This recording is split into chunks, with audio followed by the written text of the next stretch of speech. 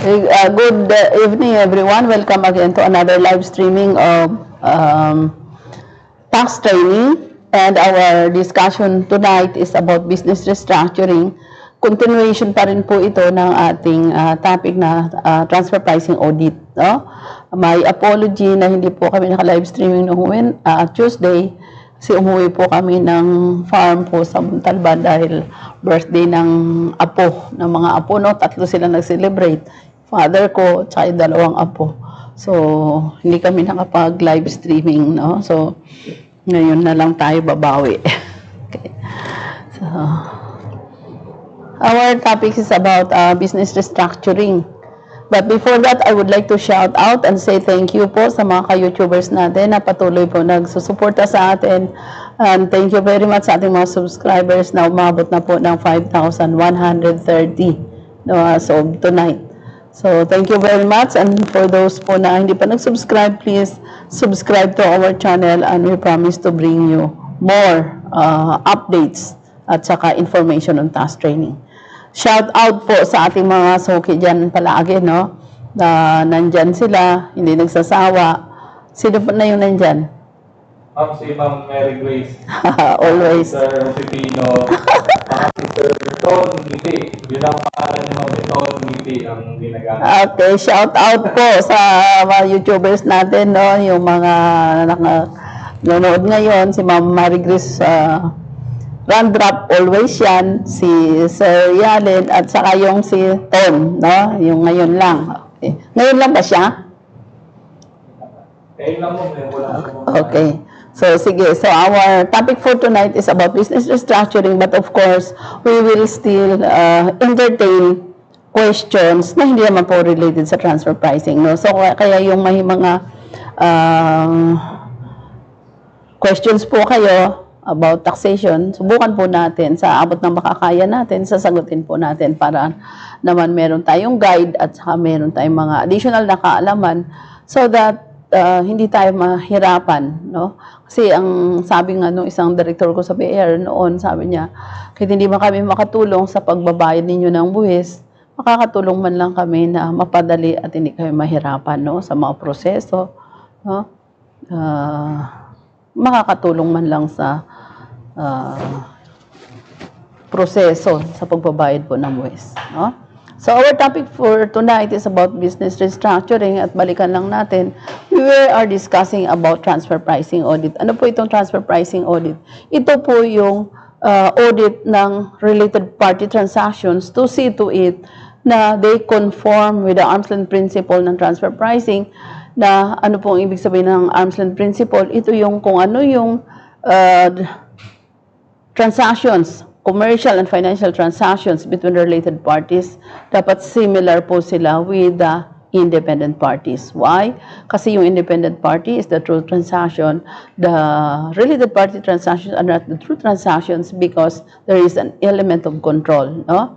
Kaya ang transfer pricing po is about the pricing of goods and services between related parties. And when we say the related parties, we adhere to the definition made by the Philippine Accounting Standards, no? So, pag sinabi mo na related parties, may element of control. And ano po yung purpose? Bakit may control? In order to gain benefits out of the relationship, no? And that benefit, if we try to discover that benefits on the jurisprudence, on the transfer pricing cases already decided by court, ang ginagawa po talaga na benefits na sinasabi sa related party under control is to minimize or to save payment of taxes, no? Kaya taxpayers resorted to artificial price management in order to save payment of taxes. Why? Because payment of taxes is very huge na kinakain niya yung assets ng company.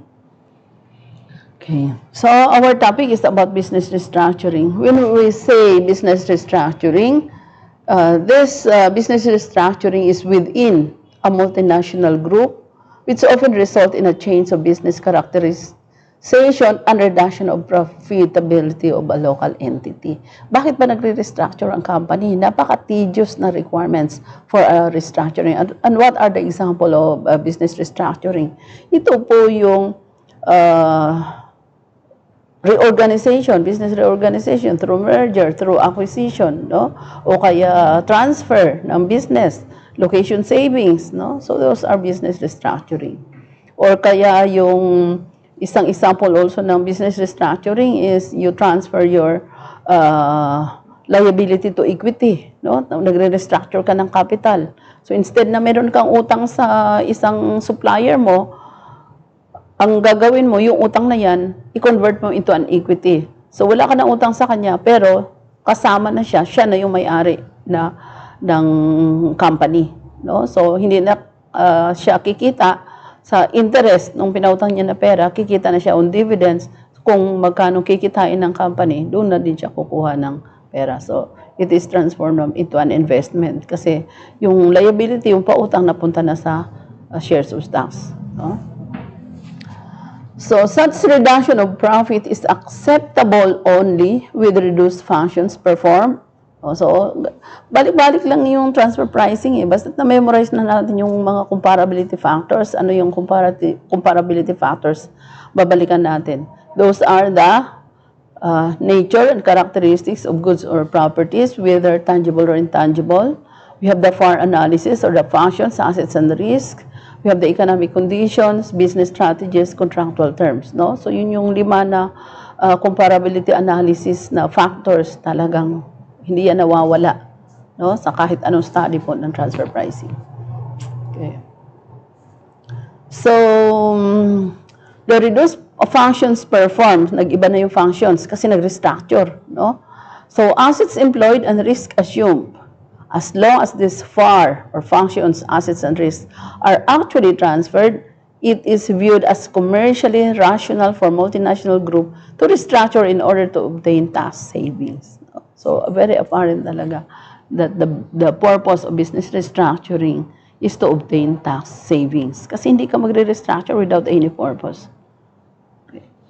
However, if it is found that the local entity continues to perform the same functions and bears the same risk, revenue officer will make necessary adjustment. No? In an arm's length situation, an independent party would not restructure its business if it results negatively for it, where it has option realistically available not to do so. No? So,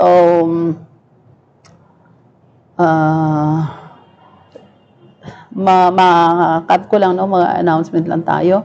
Tuloy po yung ating transfer pricing po na seminar on Monday, September 21 to 25. So, pero tingnan na lang natin kasi baka may mag-join pa na iba, i-zoom na lang natin, i-inform mo yung isa na via Zoom na lang kasi kung dito, baka ano pa tayo, masitan na naman tayo. No? So, via Zoom na lang. At saka baka may mag-join pa kasi na iba. No? Opo, sabihan mo yung nag-register na mag-via Zoom na tayo. No? For those who want to join us, via Zoom po tayo, yung 5-day certificate of program of transfer pricing, yung magbibigay po tayo sa inyo ng certificate. We will tackle everything, no? Magkakaroon tayo ng case studies. Kasi itong pinag-aaralan natin ngayon, hagip ito sa isang transfer pricing case, no? Na transfer pricing case study. And how much po yung fee natin for that 5-day certificate program? It's 25,000 po, no? Tsaka if you want to join to become a certified transfer pricing analyst, meron po tayo yung continuation po niyan.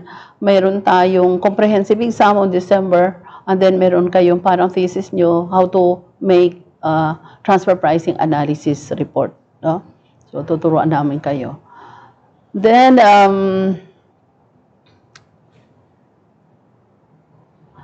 in an arm's length situation, an independent party would not restructure its business if it results negatively for it, no? Where it has option realistically available not to do so.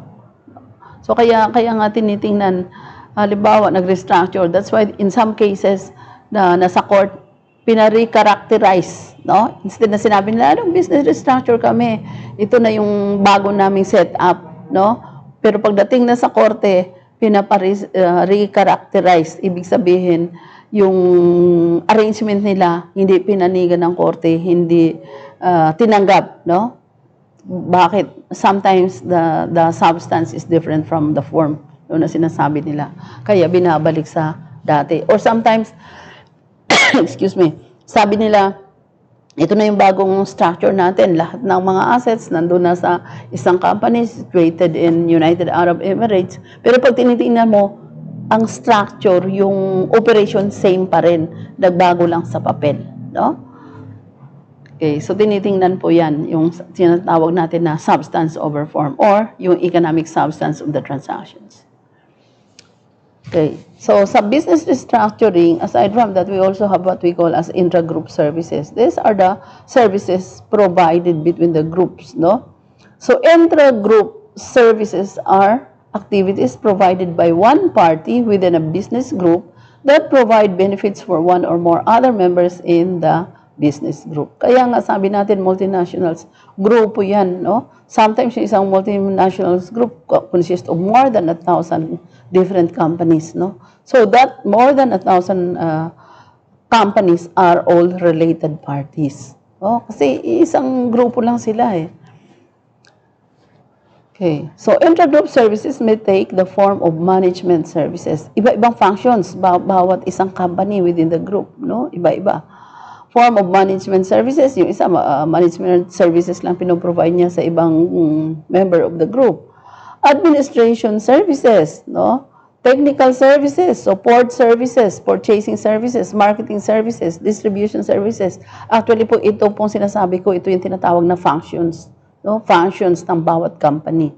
So, kung ano yung functions nila within the group, no? So, ito yun. Marketing services, distribution services, and other commercial services provided in connection with the nature of the group's business. So, ito yung ginagawa for the intra-group services. Why is it very important that we have to study these intra-group services? Because this can be a very rich source of transfer pricing issues, especially if these functions that I mentioned a while ago are not arm's length. And when we say are not arm's length, the pricing of this, halimbawa, example na lang, technical services, no? Nagre-render siya ng technical services.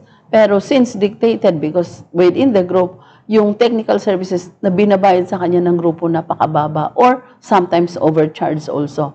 No? So, kaya natin tinatawag na i-compare natin yan what is prevailing in the geographic area so that malalaman natin kung tama ba yung pricing ng goods and services. Kasi related party ito. No? At pag sinabi mo na related party, red alert na kaagad for a transfer pricing issue. Huh? Okay. Basically, the existence of transactions of delivery of intragroup services is recognized if the service provides economic benefit or commercial value that improves the commercial position of the company receiving the services. For example, increase profit or adds efficiency by reducing operating cost. These are some also of the reasons na nagkakaroon ng intragroup services, no? Yung increase in profit, no? Tapos nag-add efficiency, nag-invest ka sa mga machineries and equipment, so adds efficiency, gumanda yung production mo, no? So lumaki yung kita mo, no? Because you reduce operating cost, and of course when you reduce operating cost, you increase income. This can be determined by considering whether an independent party in comparable conditions would be willing to pay an independent party or would perform the provision of the services itself or in-house, no? So, kasi titingnan natin, baka naman itong pinoprovide na services ng group, pwede naman i-provide internally ng company. Hindi na kailangan yung intra-group services, no? Kagaya halimbawa, yung technical services, meron naman siyang sariling mga technical person. So, bakit pa niya kukunin yung service na yan dun sa related party? No? So, parang remote yung reason kung bakit ka pa magkakaroon ng intra-group services na kaya mo naman i-provide yung services internally. Steps in applying the arm's length principle to intra-group services. Remember po, what we are talking tonight is the transfer pricing audit. So, ano to? Ito na yung gagawin ng examiner, no? Para ma-ensure or what are the steps in applying the arm's length principle to intra-group services. Why arm's length principle? Because we want to know that the transactions between the related parties are similar with that of the independent party. So number one, ensure that a certain service from a related party has in fact been performed and provided economic benefit to the other related party, which can be tested by the revenue officer. So, may economic benefit pa yung intra-group services na yan. So, paano matest ng examiner yung intra-group services na yan na may economic benefits. So, letter A, confirm the existence or realization of the service provided. The revenue officers need to consider the following. Gagawin ng examiner. Kaya, in our end, kasi tayo yung ino-audit, ito yung gagawin ng examiner. So, tayo in our end, bakit natin ito pinag-aralan? So that, kung nandiyan na yung examiner, alam din natin. Parang, we are singing to the same tune. Pareho tayo ng kinakanta, hindi tayo sintonado. Kasi kung anong kinakanta ng examiner, ganun din tayo. Hindi tayo nag-go opposite. Para pagdating ng examiner sa atin, alam na natin kung ano yung hahanapin niya, ready na tayo. Di yun nga pa lang tayo, kaya yun pa yung time na magpo-produce tayo ng mga documents. Sobrang hirap na. Na-experience ko po yan when yung last na update ko po ng transfer pricing in Kuala Lumpur, Malaysia, conducted by the IBFD or the International Bureau of Fiscal Documentation based in Amsterdam. Alam niyo po, meron akong classmate from Russia, napakagandang babae, she's a Russian woman. Bakit siya kumuha ng transfer pricing at that time? Dahil ng transfer pricing audit na sila. Sabi, it's too late. Why? Pero mo, saka mo palang aralin yung transfer pricing kasi may letter authority ka na, under investigation ka na sa transfer pricing. It's too late. Why? Sa documentation pa lang, hirap ka nang humabol. Kaya yung mga, si Ma'am Mary Grace, si Mr. Realid, nagtatyaga kayo. It's very, very good gesture on your part to prepare for a transfer pricing audit. Kasi para tayo nasa boxing, di ba? Nagbo-boxing tayo, hindi natin hihintayin na tamaan muna tayo ng suntok bago tayo magdepensa, Defense na tayo, hindi kasi kaya ang tawag sa atin proactive. Kasi hindi reactive. Paano tayo proactive? Wala pa yung letters of authority, nagpe-prepare na tayo. Ano yung reactive? Nandiyan na yung letter of authority. Saka pa lang mag-aral ng transfer pricing. Kaya naawa ako dun sa classmate namin, napakagandang babae pa naman, na taga-Russia. Why did you study transfer pricing? Because we are under investigation. Oh my God. Tapos habang lecture yung mga speakers, hindi niya alam kung ano pinagsasabi ng mga speakers. So, paano pa yun kung harapin mo na yung examiner? More than the lecturer yun. Kasi yung examiner, ibang klase na yun magtanong. Ibang klase na yun maghanap ng dokumento.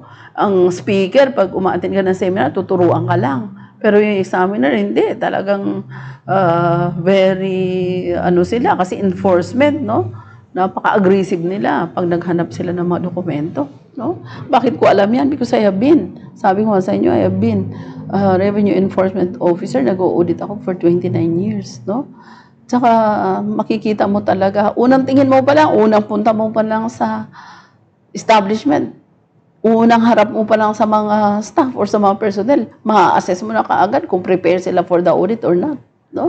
Yung unang tanong mo pa lang, hindi nila alam sagutin, my goodness. Na ka na kaagad, alam mo na kaagad na hindi ito prepared at saka kulang-kulang yung mga dokumento. In that case, alam nyo, anong feeling ng examiner? May mga ibang examiner kasi na lalo kasi sindakin. Lalo kang tatakutin. Ala, hingi ng hingi, alam naman nilang wala. No?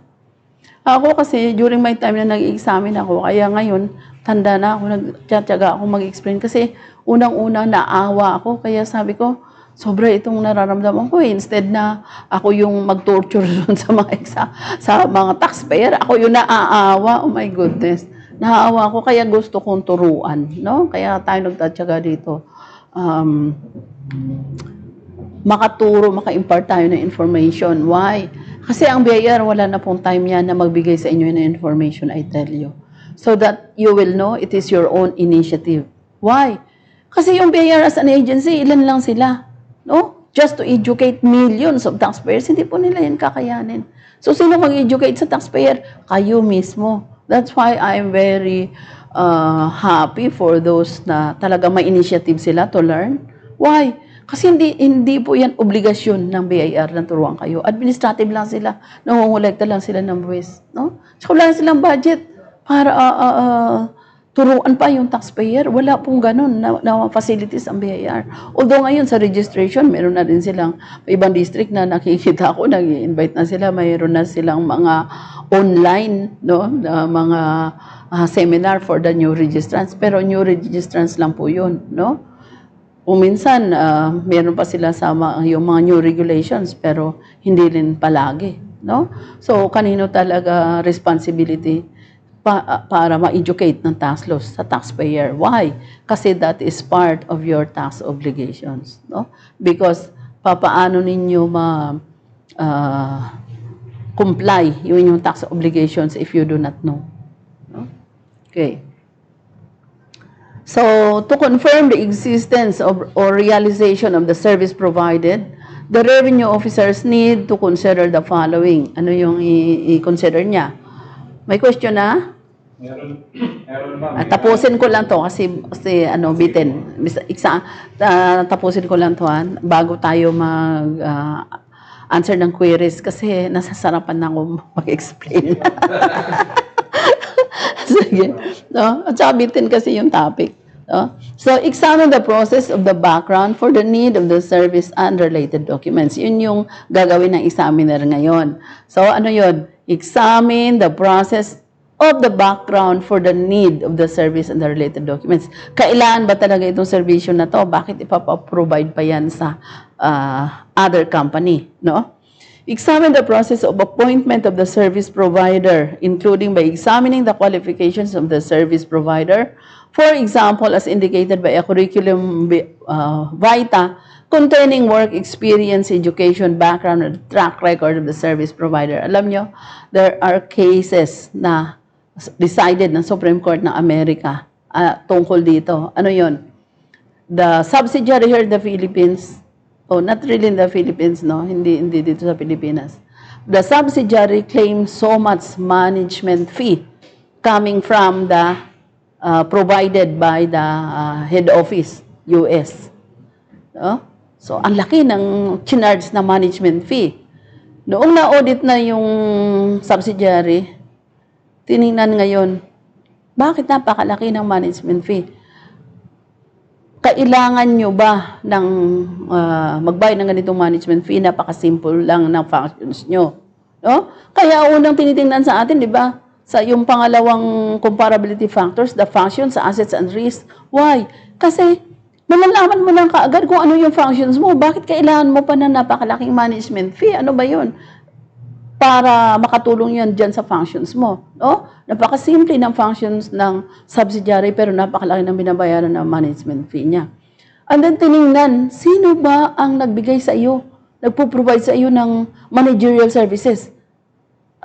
Qualified ba yan sila? Nung tiningnan ang head office, tatlong tao lang ang nandoon. Ang presidente lang at saka ang sekretary niya at saka isang liaison officer. So in that case, disapprove, no? Ang claim for management fee. Why? Because unang-una, hindi kailangan ng related company. At pangalawa, the capacity of the head office to provide such kind of a very technical services. Kasi ano yan management yan So anong ibig sabihin dyan? Highly technical yan, experts ang pwedeng magbigay dyan. Kasi kaya nga hinire ka ng subsidiary to provide that kasi kailangan nila. Eh ngayon, sa totoong buhay pala, hindi naman kailangan, just to have a claim for the expenses para makapag-claim lang, kaya kayo nag-claim, no? So in that case, din is allowed po. Examine the process of the appointment of the service provider kung may capacity ba siya, no? And then examine the process of negotiation regarding the compensation for the service that is provided. Bakit napakamahal? Sino ba yung nagpo-provide niyan? No? Ano ba yan? Yung mga super expert na milyon-milyon babayad mo sa kanila? Examine the process and results of the provision of the service as well as the related documents or evidence. So usually, pagka mga milyon-milyon yung pinag-uusapan, may contract na yan. No? At saka nakaspecify na dyan kung anong gagawin ng provider. Examine whether the actual service is rendered as defined under the service agreement. No? May service agreement yan na tinatawag natin na contract. No? So, review documents relating to the service activities such as contract agreements and invoices. Siyempre, tatanggapin mo yung bayan, may invoice. No? Examine the parties involved in implementation or provision of the service or provision of services may be done by the related party itself or with the involvement of the taxpayer and third parties. No? Sino yung mga nai-involve na parties? Okay. To ensure that the service provided has economic benefit, the revenue officers need to consider the following. Ano naman yung i-consider niya na talagang nabibenepisyohan sila ng serbisyo. Ensure that the functions performed by the taxpayer are matched with the type of intra-group services received. Paano mo ma-determine yan? Determine the functions. No? Kasi kailangan ba niya talaga yan? Baka distribution lang siya. Tapos kung ano-ano ng management services binibigay sa kanya. No? Okay. So,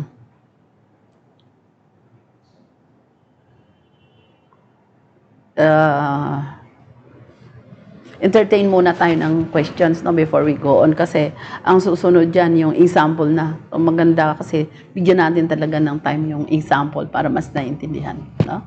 Okay, sige. Ma'am, isa lang yung question. Galing po kay Ma'am Christina Ann Moya, PSDRI member natin. Yes, ma'am. Shout out po kay Ma'am Christina. Pero shoutout din ma'am si Mamaya Polito. Kaka-tune in lang. Kaka-tune in lang po. Okay. Shout out Miss Aya Pulido. No? Napakasipag. Tanong ni Ma'am Christina Moya, paano po kaya yung reporting VAT kapag dalawang adjacent VAT exempt condo units with different buyers ay naging vatable po kasi na-transfer of rights to one new buyer? Ay, magiging vatable na po siya kasi hindi na siya pasok doon sa threshold ng non-VAT, no? Kasi isang buyer na lang yung dalawa. Ang rationale po, bakit nagkaroon ng exemptions yung mga low-cost housing natin? Kasi ang VAT po is a VAT on consumption. So, sino ang papasan nung VAT?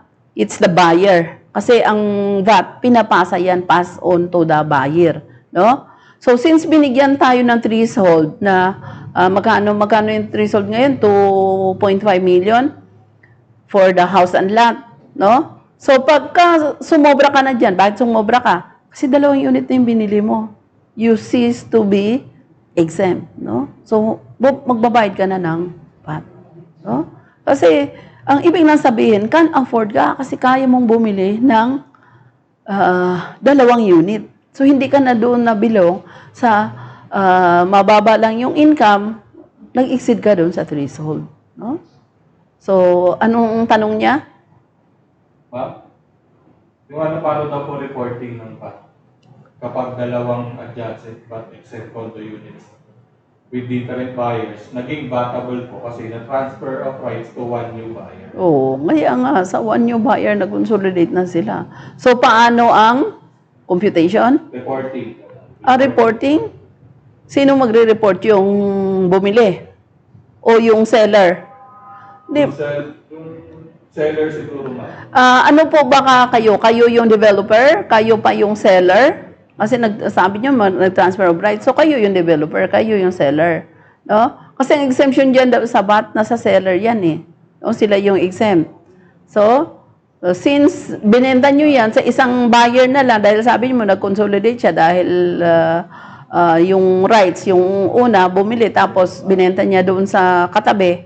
So yung katabi, hindi na siya exempt dahil dalawa. So ang gagawin ninyo, isama nyo na doon sa mga batable transactions nyo and then you add on VAT to the buyer. No? Hindi na yung isa lang na transaction na una niyang binili ang subject to VAT, yung dalawa na. So, hindi yung kapapasa lang sa kanya na binenta nyo yung rights and then consolidate sa isang buyer. Yung dalawang transaction na yan is already vatable kasi hindi na po siya entitled doon sa exemption. No? So, isama nyo na yan sa vatable service ninyo. Pag nag-report kayo na monthly sa VAT ninyo, isama nyo na yung sale doon sa buyer na yan. Ito ma'am, question ma'am ni Ma'am Aya Pulido. Ano po remedy ng taxpayer if based sa transfer pricing analysis, hindi at arm's length ang mga related party transactions nila? Kailangan ho ba nilang i-adjust ang financials para maging at arm's length?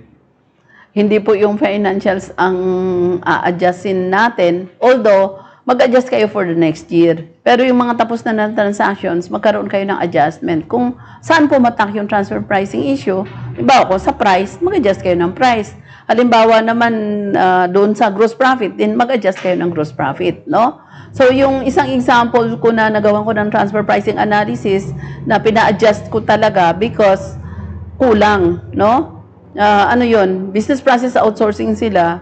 Ang gamit nila is cost plus method, no? Kasi may cost sila dito sa Pilipinas, tapos dagdag sila ng 5% markup para dun sa reimbursement, no? So cost plus 5% sila. Yun ang nakalagay dun sa service agreement, no, with the parent company. Nung tiningnan ko yung kanilang financial statement, no, sa transfer pricing analysis pa lang, yung markup nila is only 3%, no? Sabi ko, kung ganito yung presentation ninyo, ang markup nyo is only 5%. When in fact, nasa kontrata nyo, sa service agreement nyo, na yung cost plus is 5%. Violation na kaagad. No? So, kitang-kita na paggawa mo ng matrix.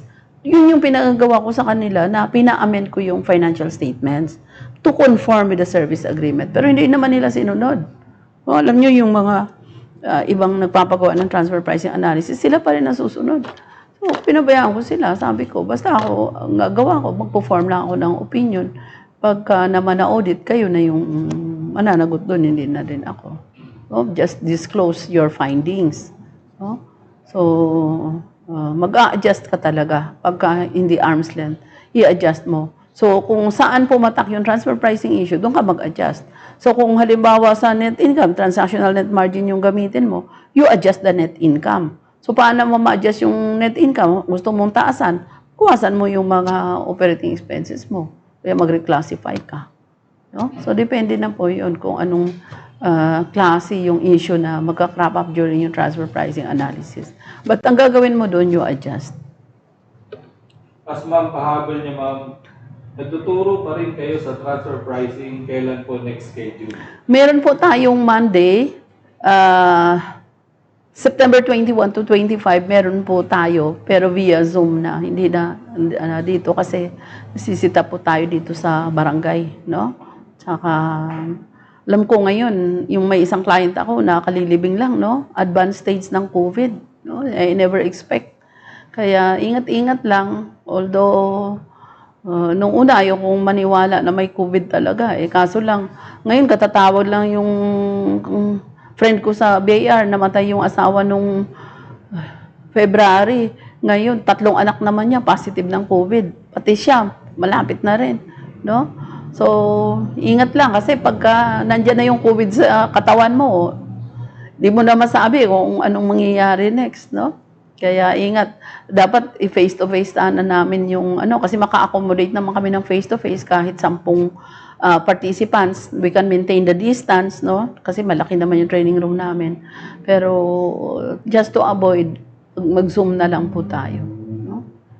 So, available po kami monthly. Meron po tayong schedule ng transfer pricing, no? Every month. The 5-day certificate program, kinakandak po natin yan monthly. So, this month, na September, September 21 to 25, tuloy po tayo kasi mayroon pong nagpa-register. No? So, starting Monday, matapos po siya Friday next week. Mas mapahabol nyo dun sa question niya kanina about dun sa transfer pricing, ma'am. Yung contract daw po, mukhang di daw arm's length. Then, kung ano yung provision doon sa contract, kaya nga, pag-aralan mo talaga yung kontrata per provision, no? Kung ano yung provision doon sa kontrata, yun ang i-adjust mo to conform with the arm's length principle. Para pagdating sa examiner, hindi na siya yung mag-a-adjust. No? Kasi pagka ang examiner pa yung mag-a-adjust, lalakihan niya yun. No? Pero pag sinabi mo sa kanya na ito nakita na namin, ito ma-explain mo na lahat, nagkaroon na kayo ng adjustment. So, hindi masyadong drastic yung gagawin na assessment sa inyo. No? Kasi kayo nag-volunteer. Voluntary yung adjustment na ginawa niyo. Ma'am, shoutout ko ma'am, si Ma'am RG Bustamante. Si Ma'am RG. Ma'am RG, good evening. Ang dami niyang views sa transfer pricing cases niya na in-upload natin sa basic transfer pricing. No? Para pala sa mga nanonood sa atin, yung ating basic transfer pricing na YouTube channel, meron na po tayo at may mga cases po doon. Pag may time kayo, basahin nyo o makinig kayo. No? Presented po yan ng mga previous na participants po natin sa transfer pricing na reported cases po nila yon. So you can learn from it, no? At saka yung mga cases, magaganda. Marami doon about business restructuring, about intangibles, no? Mga decided case po yan ng mga advanced na bansa na meron na talaga silang mga cases decided by the Supreme Court, yung transfer pricing cases. Sabi ma'am ni Ma'am RG, ang dami niyo pong juicy videos. Marami tayong upload kasi ma'am, di ba?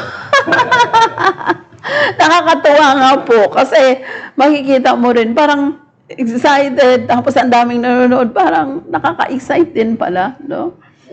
Yeah. Si Harry nga, nag-YouTubers na, no? Tsaka si Alvin. Nakakatuwa. Kasi nakikiri na, yun yung alam mo na nakakatulong at saka alam mo na pakikinabangan ng iba. Parang, alam mo, wala namang pera talaga eh. Kasi hindi naman kami kumikita dito sa YouTube, no? Palaging nagdi-decrease yung aming, ano ba yon, yung monetization. Pero okay lang sa amin yon. Kasi parang nakakasanayan mo na nagle-lecture ka, may series ka na, o isipin mo ano yung next. No, at saka nakakatuwa po talaga, no? Thank you po.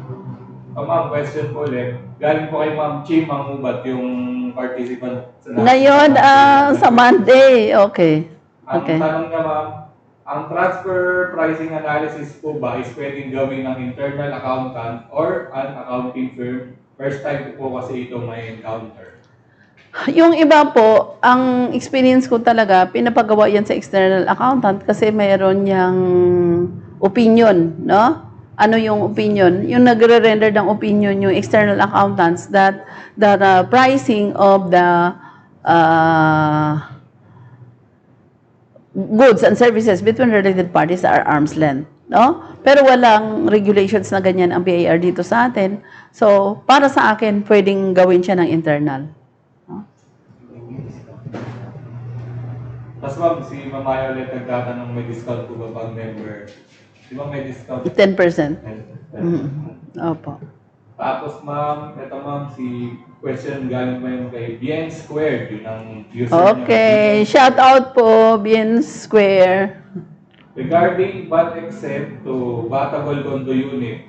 Okay. Question kanina. Okay. Sa developer side po kami, paano namin i-report sa BIR yung VAT para sa previously reported na installments or payments, sales, noong VAT exempt pa po yung units? Paano? Na-report na ba doon sa VAT exempt? So, yung portion, pero hindi eh. Kasi, ang ginagawa kasi, pag naging vatable ka na, yung binayad mo doon sa exempt ka pa or hindi ka pa VAT, i-deduct mo na lang. Halimbawa, nagbayad ka ng percentage tax dahil exempt ka. Pero kung exempt ka kasi dito sa real estate, wala kayong binayaran eh. So, i-report mo na as a whole na vatable yung transactions, no? i-reclassify mo na siya, yung gross na yan, ilagay mo na siya sa gross ng VAT, and then doon mo na i-compute yung output less input, no? Kasi sana kung nagbayad kayo ng percentage doon sa VAT exempt pa, yung whatever payment nyo sa percentage tax na 3%, pag nag-compute kayo ng output tax, less input, at yung mayroon kayo ng VAT payable, i-deduct ninyo yung payment ng percentage tax. Pero kung wala, then payable talaga siya ng VAT, no? Hindi pwede yung installment sale mo na report mo na doon sa percentage tax, doon na yon, i-carry mo siya dito sa batable sales, no? Mag-a-adjust ka. Okay na po. Okay. Sige. Meron tayo actually na VAT on installment sales, pero hindi kasi yung natakil yung halimbawa, hindi ka VAT, tapos nagiging VAT ka nung nag-installment sale na. Kasi yung real estate per transaction po kasi ang taxability niyan, no? Ibig sabihin ng per transaction, yung transaction nyo talaga kasi naka-deduct sale yan, no? So, kung isa lang ang classification, kung VAT, VAT, kung non-VAT, non-VAT, no? So, it carries, hindi pwede yung na-report mo na siya sa installment sales, pabayaan mo na siya doon sa non-VAT, ilipat mo talaga siya sa VAT. I-reclassify mo. Okay. Okay, so, we're talking about restructuring, no? So, ito na yung example natin sa restructuring. Ano yung pinag-usapan natin dito? Intra-group services na i-determine ngayon ng examiner kung kailangan ba talaga magkaroon ng intra-group services, kailangan ba talaga ito, at sino yung nagpo-provide, no? So, example 18 po natin, no? So, based on the result of the FAR analysis, ano yung FAR analysis? The functions, assets, and risk, no? So, very important factors po to. Ano tong functions? Ito yung ginagawa nung related party, nung company. Assets, ano tong assets? Malalaman mo na talagang itong company na to, nag-i-invest yan ng pera sa assets. Why? Kasi asset intensive siya. Hindi siya pwedeng gumawa ng kanyang activities na walang assets o walang machineries. Kasi, halimbawa, manufacturing siya. Paano ka maka-manufacture kung wala kang machineries? So, some of your capital, some of your money, you will invest in machineries. No? Risk, no? So, ano yung mga criteria natin in the determination of the risk? Ito bang risk? Sino ba yung nag-i-influence nitong risk? Sino yung may control ng risk? Who owns the risk? And is the owner of the risk has the capacity to pay for the risk? Kasi baka naman ang risk, pinaako lang sa kanya na siya yung owner ng risk, pero wala naman siyang capacity to pay for that risk, no? So, it is known that vitae is a distributor. Ito yung company, no? Is a distributor that does not perform activities that add value to the product. So, napakalinaw. Hindi siya nagpe-perform ng activities that add value to the products. No? So, therefore, PTASG should not be charged a fee for technical services related to manufacturing activities. Oh? So, yun yung example 18. Kasi wala ka namang pakialam, wala ka namang nagawa doon sa product. Bakit ka mag-charge ng technical services? No? Okay. Examine the details of the services charged if more than one. No? And understand specifically how these services could provide or have provided economic benefit to the taxpayer. Kasi para malaman natin, di ba, transfer pricing is economic taxation. Kaya ang tinitingnan dito, your economic activities. No? Ano ba ang purpose ng economic benefit ng business? Profit. No? Kikita yung company. Eh, bakit ka papasok sa isang transaction na wala namang kita yung company? No? So, the following type of activities are not considered as intra-group services. Hindi po siya pwede na i-classify na intra-group services. Number 1, shareholder activity. No? Ito yun na maganda to na nakasama na dito sa transfer pricing audit guidelines, no? Shareholder activity is services intended for activities of the parent company, no? In certain conditions, a parent company will charge a service fee to its subsidiary even though the subsidiary does not need the service. Hindi kailangan ng subsidiary, i-charge siya ng parent, no? Through the subsidiary does not need the service and would not pay for the service if there were no special relationship. Ibig sabihin, kung independent party siya, hindi parent company yung nagsasabi sa kanya na, oh, bayaran mo ako ng related party o i-charge kita ng management fee na ganito, no? Kasi kung hindi niya parent yon, hindi siya papayag, no? So therefore, the amount charged as service fee is not allowed as deduction. Ito na yung sabi natin na arm's length principle, compare the financial and commercial transactions between related parties because compare it with the independent party because the true transaction is that of the independent party. So, sino masusunod ngayon? Yung transaction ng independent party, no? Kaya nga sabi ng OECD sa amin when we studied this transfer pricing, ano sabi nila? If there are no comparables, can there be a transfer pricing? Yes, there is. Ano gagawin mo pag walang comparables? Hypothesize. And when we say hypothesize, anong gagawin mo? You ask question. If the parties in these transactions are not related, papayag ba yung isang party na ganito yung terms and conditions? So, just hypothesize. Kasi common sense lang ang transfer pricing, no? Bakit ka papayag na talagang kung baga sa sitwasyon, agrabyado ka dun sa transaction, no? So, kaya lang pumapayag dahil subsidiary lang siya ng parent. The persons who decide are the same person who impose, no? So, yun yung tinatawag natin na related parties. Example, activities for the reporting needs of the parent company. For instance, preparation of consolidated financial statements, no? So, yung reporting, yung iba kasi ina-outsource yung reporting na yan eh. Activities related to the legal status and structure of the parent company, such as overseeing compliance of annual reports, holding shareholder meetings, issuing shares, and managed by the oversight board, no? So, ito yung mga legal status na structure ng mga parent company. These are the, sinasabi nila na related to this yung mga activities. Collecting funds to be used by the parent company itself in order to acquire another business or branch. Ganun naman talaga eh. Kasi bakit? Bakit gumagawa ba naman ng subsidiary yung parent dito sa Pilipinas or in some other countries? To serve their purpose. Alam nga naman, gagawa ka na lang without any purpose. Economically, ganun din talaga ang dapat, no? Na yung parent company, gagawa siya, mag-establish siya ng company to serve its purpose. Ano yung purpose na yan? To gain more, to have profit, no? Kasi that is economics. No? Okay. So, let's now go to number 2, duplicative services. Dinuduplicate lang yung services. Kanina, intra-group services yon. Ngayon, duplicative services. Ibig sabihin, nandyan na, may services na ginagawa yung subsidiary, uulitin pa uli ng parents. So, duplication na lang. Which, ang bottom line yan, hindi kailangan. No?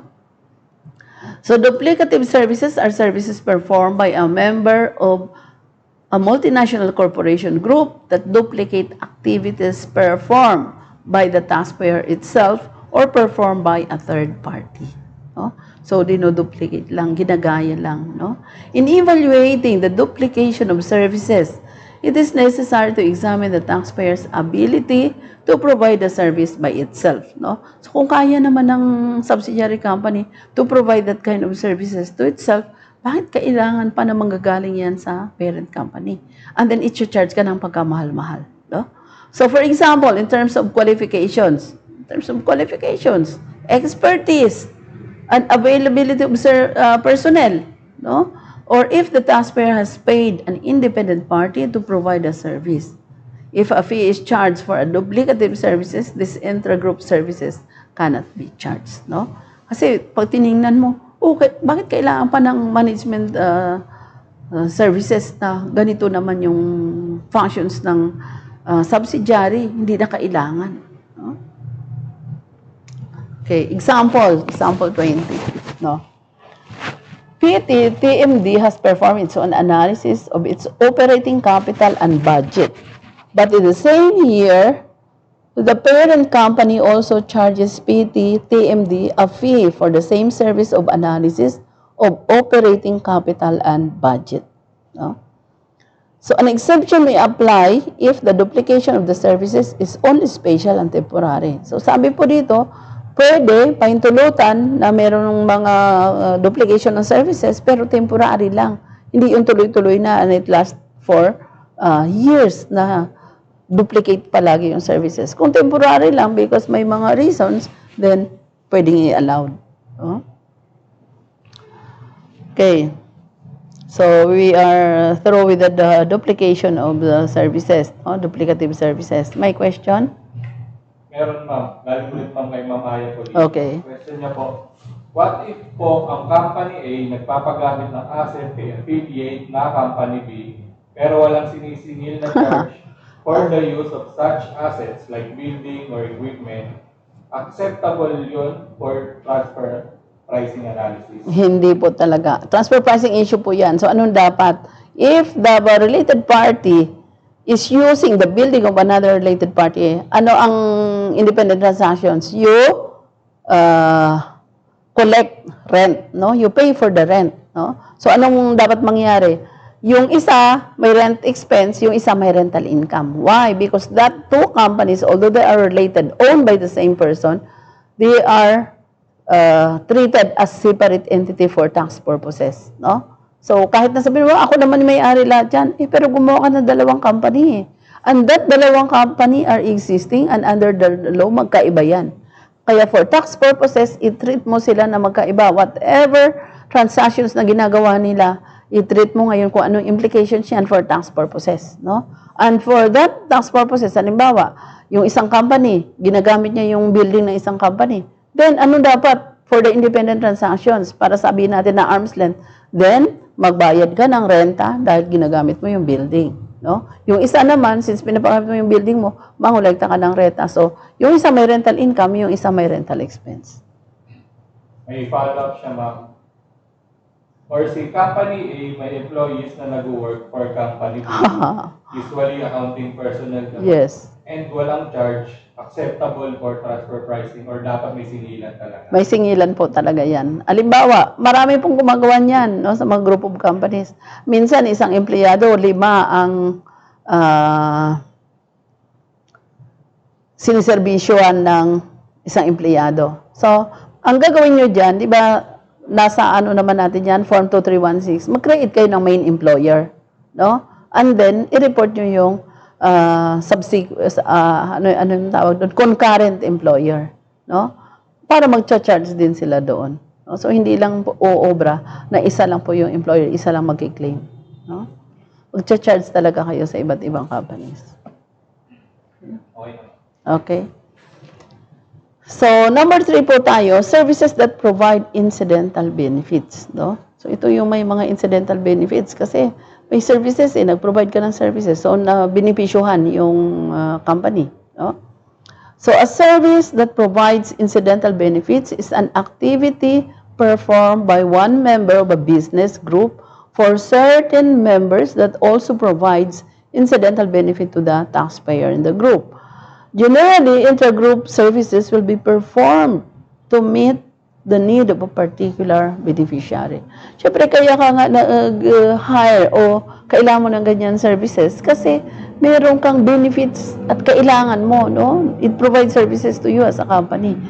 Other members of the group may gain benefit incidentally from such services. So ano yung dapat na consideration? If may gain ka, dapat magbayad ka, o di ba? So ganun lang. The cost charged for such incidental benefits that are received is not a cost that can be charged as an expense, no? Kasi incidental benefits siya. No? Okay. Example 21. In a group that has a centralized information technology function, No? So, company LAC installs a new computerized system to handle orders in company WSR and affiliate. So, computerized, no? Nag-automate siya ng orders. No? So, company WSR sells its product to third parties and also to company FEL, an affiliated company. So the efficiency of company WSR's new system enables company FEL to reduce its overhead cost by reducing the staffing in the purchasing department. So ito na yung sinasabi natin na benefited yung company. No? So company FEL receives an incidental benefit from the service performed by company LAC for company WSR. So even if company LAC is not deemed to be providing service to company FEL in an arm's length situation, company FEL would not want to contribute to the charges for implementing the new system in company WSR because the activities performed by company LAC aim at meeting the needs of company WSR. Dito po kasi sa senaryo, tatlo sila na company, no? Because of the services ng dalawang company, benefited itong pangatlong company. No? Pero, incidental lang. Wala naman talagang ginawa directly sa kanya. Because may ginawa yung isang company sa isang company na damay lang siya. So, hindi siya pwedeng mag-claim ng expenses in that case. No? Okay. So, clear na po tayo doon. No? Pag incidental benefits lang, hindi ka pwedeng mag-charge. No? Kasi wala naman direct na services performed to you eh. Nagkaroon lang sila ng arrangement na nabenefisyuhan ka. So, hindi ka pwede mag-claim ng charge doon. No? Why? Because the proper claim, the proper charges are already claimed by the two companies. No? So, number 4, passive association. No? Passive association is service that is paid to a related party, to a related company. Simple because the taxpayer is a member of the company group. No? Siyempre, member ka ng company group, automatic na yan eh. Pagka may mga arrangement, may service, no? Kasama ka kasi nandun ka sa grupo. No? Example 22, there is no service fee that must be paid by a taxpayer simply because the taxpayer receives a higher credit rating when it is a part of the company group than when the taxpayer is not a part of the company group. Ito na yung mga intangibles eh. Siyempre, related party ka ng malalaking company. Kahit hindi mo sabihin, may point yan sa iyo. No? Kagaya halimbawa, personality ng isang tao. No? Compare mo yung isang tao na with pleasing personality, intangible niya yun eh. Kahit hindi ka magsalita, kahit wala kang gagawin, intangible niya yan. No? Automatic na yun, na-carried. Parang ganito din sa example 22 na to. No? Naging member ka ng group ng mga sikat. So, added value yun sa'yo. Pero, hindi ka pwedeng mag-charge. Why? Kasi, indirect lang yung benefits mo doon. Wala kang dapat i-charge, no? Okay. So, next is the on-call services. Ito yung mga intra-group services na importante na talagang, since this is an audit guidelines, no? Tax audit guidelines, ano gagawin ng examiner dito? Ito yung mga tututukan ng examiner, no? Just like itong on-call services. On-call services are services provided by one member of a business group. On-call, ibig sabihin, parang help desk, pag nasiraan lang yung subsidiary, saan siya tatawag? Pero kung hindi naman oras-oras kailangan niya. No? So usually the parent company that are always available at any time when needed by the taxpayer or if provided by an independent party, there would be a special charge for such service to ensure its availability. Parang retainer, di ba? Halimbawa, gaya ko ay a consultant, no? May mga retainer ako na fixed na yan. So, mayroon man sila ipagawa sa akin o wala sila ipagawa sa akin, nagbabayad yan sila ng fixed, no? May, ano talaga yun, may bayad. Why? Because, to ensure na pagkailangan kanila, nandiyan ka. Otherwise, pag walang retainer, wala silang ibabayad na fix sa'yo. Pag tumawag sila at meron ka ng mga nakuha na mga appointments na, hindi mo na sila priority. Kung kailan ka available, saka mo lang sila i-accommodate. Pero kung retainer mo sila, anytime tatawag, bigyan mo talaga silang priority. Why? Kasi binabayaran kanila monthly kahit wala sila ipapagawa sa iyo, no?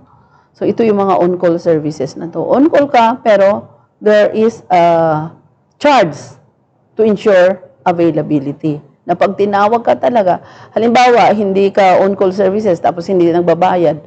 O, pag call nila, nandun ka sa ibang kliyente, hindi mo na sila priority. Might as well, hindi mo na sila papansinin, no? Kasi, unahin mo yung mga kliyente na paying. An on-call service may not be charged. No, ito naman yung mga instances na hindi ka pwede mag-charge on on-call services. The potential for use of the service is very low. No? Ba't mo kailangan ng consultant, no? Sa ibang company, halimbawa. Bakit mo kailangan ng tax consultant? Ano ka lang naman, marketing ka lang, o kaya distribution ka lang. Kailangan mo ba ng consultant? Hindi ka naman complicated yung, ano mo, yung operation mo, no? So, namimili din ng functions yung kumukuha ng tax consultant na pwedeng i-allow, no? Kung complicated na yung structure ng business, meron silang halimbawa na mga gray area doon sa kanilang operations na kailangan talaga yung opinion ng expert, then entitled talaga sila na mag-charge ng itong sinatawag natin na on-call services o ito yung mga retainers, no?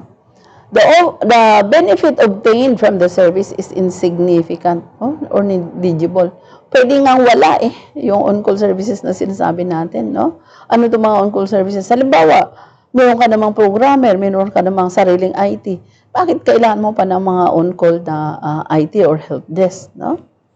The on-call service could be obtained immediately at any time and are available from another independent party without first having to enter into an on-call service agreement.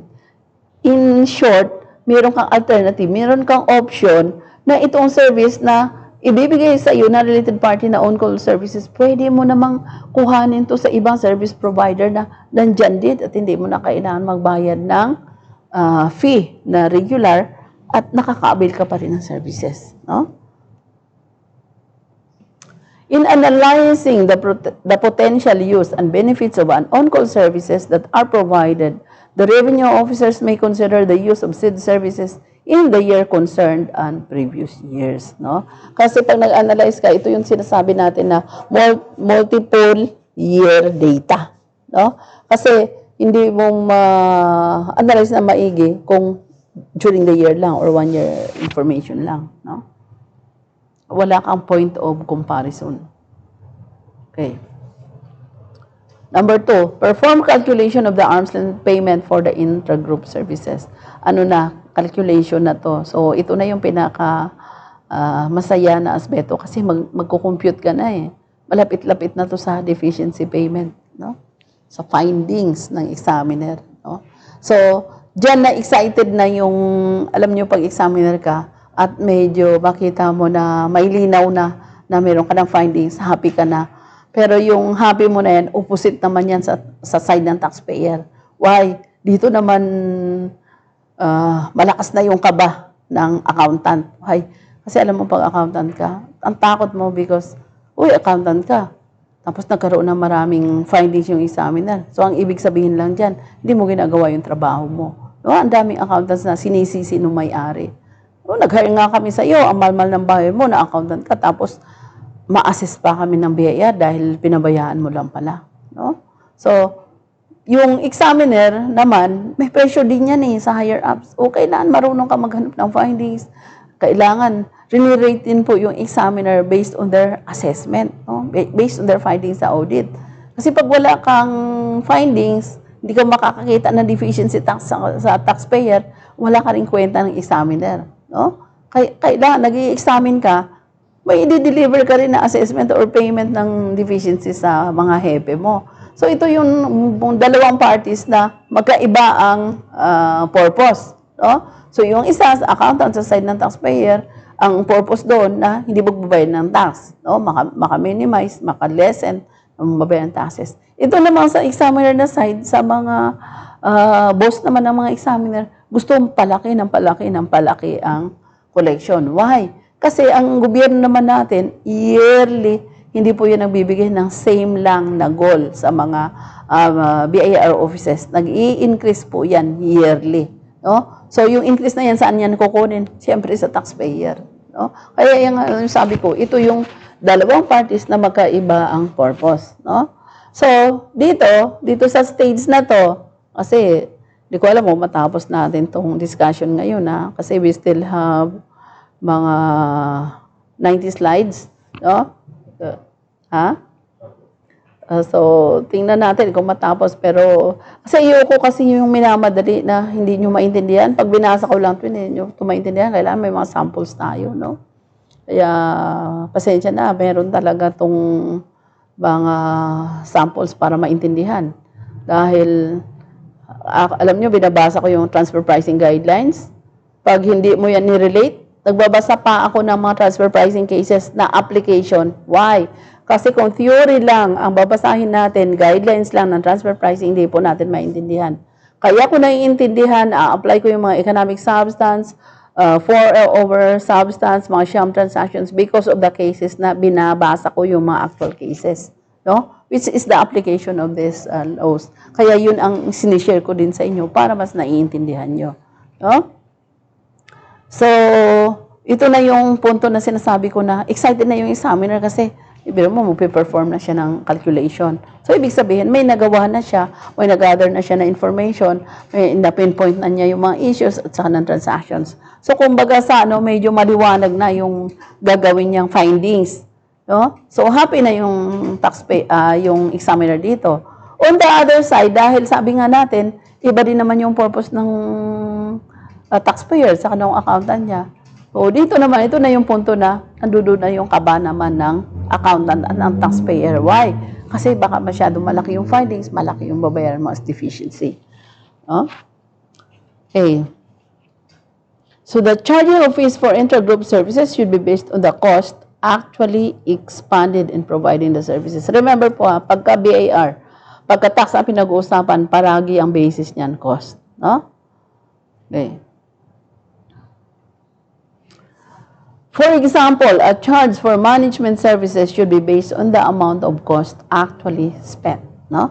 Kaya nga may resibo yung ating mga services, yung ating mga expenses, yung mga china-charge sa atin. May resibo. At ano pa yung pinaka-unique ngayon? May withholding. No? Kasi may yung 6-2013 noon, 6-2013 ba yun? Yes. Yung RMC na pagka walang withholding, hindi mo pwedeng ma-claim na expenses. Buti na lang, pagdating ng train law, binago yun, pwede mo nang i-claim yung expenses na hindi ka na withhold provided you pay for the withholding at bayaran mo yung penalties. No? So, for example, a charge for management services should be based on the amount of cost actually spent. No? So, remember, cost actually spent. Not based on the taxpayer's turnover. Kasi kung hindi cost ang basis mo, magkaroon ka na isang basis, puro estimate lang yan. No? Hindi yan actual. Kaya ang BAR, ang tax talaga ang basis palaging cost. Why? Sa cost meron kang resibo na ipapakita. No? So in order to know the basis for payment of intragroup service fees, the revenue officer have to look at the agreement documents for the intragroup services. No? So, anong supporting documents dito? Agreement. No? Contract. Or conduct interviews with key personnel. No? So, our interviews, yung result ng interviews, valid? Yes, kasi may dito sa procedure, sa tax audit, meron talaga dito yung procedural requirements na mag-conduct ng interview ang examiner with the staff or personnel ng company. No? But that should be recorded and fully documented. Letter B, examine the components in the cost base actually expanded by the service provider and their appropriateness to the service provided and the economic benefits for the taxpayer. So, ano yung mga components ng cost base, no? Na ginastos talaga dun sa service provider. So, napaka-importante. Tingnan nyo, nandyan yung economic benefits to the taxpayer. So, always relate that transfer pricing is economic taxation. No? Economic taxation yan. Okay. Example 23. ESG company charges accounting service to PTTMD with the details of the cost base as follows. No? So, salary of accounting expert sent to Indonesia. No? Bonus for director of ESG company. No? So, may bonus yung director. ESG company cannot include the bonus for director of ESG company and the cost of holiday in Bali as components in the cost base of the accounting services charged to PTTMD. So, bakit hindi niya pwedeng isama yung cost of holiday, no, in Bali? Inadun na rin siya sa Bali. Actually, sa totoong buhay, nakita ko yung mga na-audit ko, kasama, kasi nakikita ko sa email yung mga information. Treat the, halimbawa, may auditor sila coming from the US, no-audit yung subsidiary dito sa Pilipinas. Nakikita ko pa sa email, may mga communication sila na yung personnel dito sa Pilipinas, sinasabihan pa na dalhin sa Bohol, no, dalhin sa kung saan-saan yung mga darating na mga auditor, no? So, depende. So, but in this case, the example na to, hindi pinapasama yung holiday in Bali. Kasi ang Bali sa Indonesia na rin to eh. So, nandun na siya, bakit hindi pa sasama, no? Pero sa totoong buhay, sinasama talaga to. Okay. Examine the method for charging for the services used. So, ano method ng charging ng services, no? Sino na determine ng services? Dapat ito na yung sinasabi natin na the charging for the services used should be arm's length, no? So, paano mo masabi na arm's length? Kung ano yung payment for that same kind of services in the Philippines, halimbawa, dapat same, hindi sila magkakalayo. Bakit sobrang mahal, no? Meron akong ni-review na transfer pricing cases, related party transactions. Alam nyo, talagang hindi obra talaga sa akin yun. I-fraud ko yun. No? Ako talaga examiner. And then there is enough time. Talagang ipo-fraud ko yun. Why? Because of their financial transactions na talagang sobrang-sobra talaga yung ginawa nilang para sa akin na kalokohan. No? Sinircumvent nila ng gusto. Pero may share-based compensation sila. Yung company, magmula nung tinayo, puro loss. Mag-share-based compensation ka pa. What for? Paano mo bibigyan ng incentive yung empleyado mo na ang performance below par? Bakit below par? Puro net loss yung company mo, tapos magbibigay ka pa ng incentive. Wala economic substance. No? Kaya kung ako, ano ko lahat yun? Disallow. Huh? Methods for charging for services consist of the direct charges method and the indirect charges method. Ito yung cost allocation natin, no? Na co-cover natin yan doon sa 5-day certificate program ng transfer pricing. No? May mga examples tayo dyan. For the direct charges method,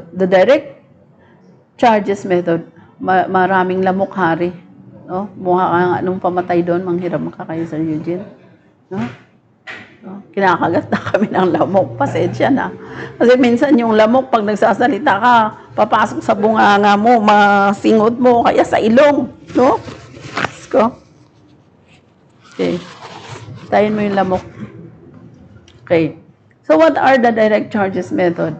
The direct charges method is used in the situation where the service, the recipient of the service, the fee that is charged, and the basis for the charge can all be clearly identified. No? The charge can be allocated directly to the recipient. Kailangan, siyempre na-identify mo kung anong klaseng service yan. Hindi yung ang labo, tapos ang mahal-mahal ng charges. No? This charge can be allocated directly to the recipient. No? The direct charges method should be applied by a service provider company when similar services are provided not only to related parties but also to unrelated parties, no? So, pag direct charges kasi, 'di ba ano ba yung ano natin? Sabi natin para ma-determine natin yung arm's length na principle, 'di ba? compare tayo ng related parties with that of unrelated parties, no? So, anong sabi dito? Dapat similar yung services natin, not only to related parties, but also to unrelated parties. Yung dapat acceptable siya to unrelated parties. And that's the essence or rationale of the arm's length principle. No?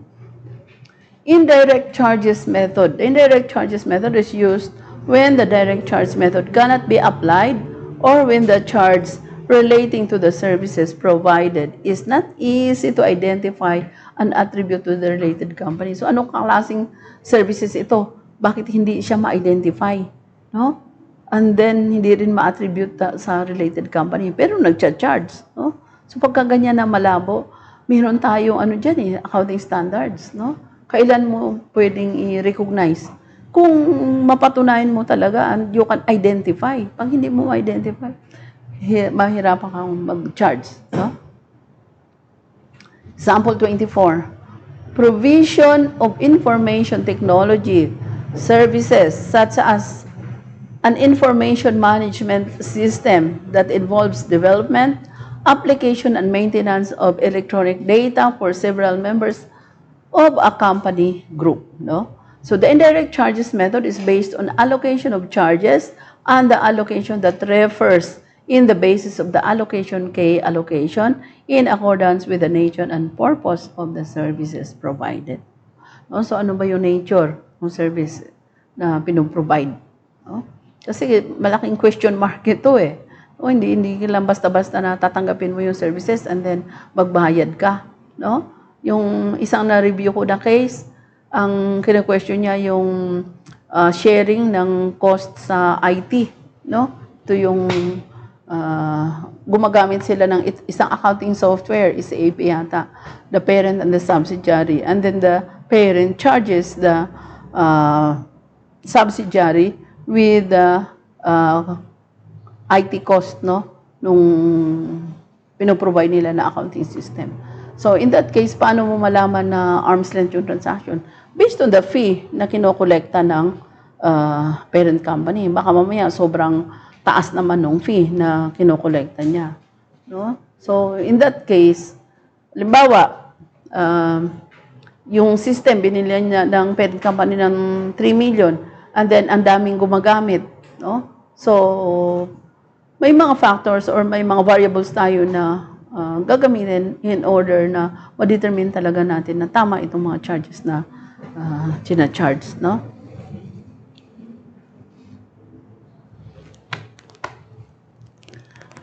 For example, provision of payroll services, ito naman sa payroll, may be associated more with the number of personnel than with turnover, no?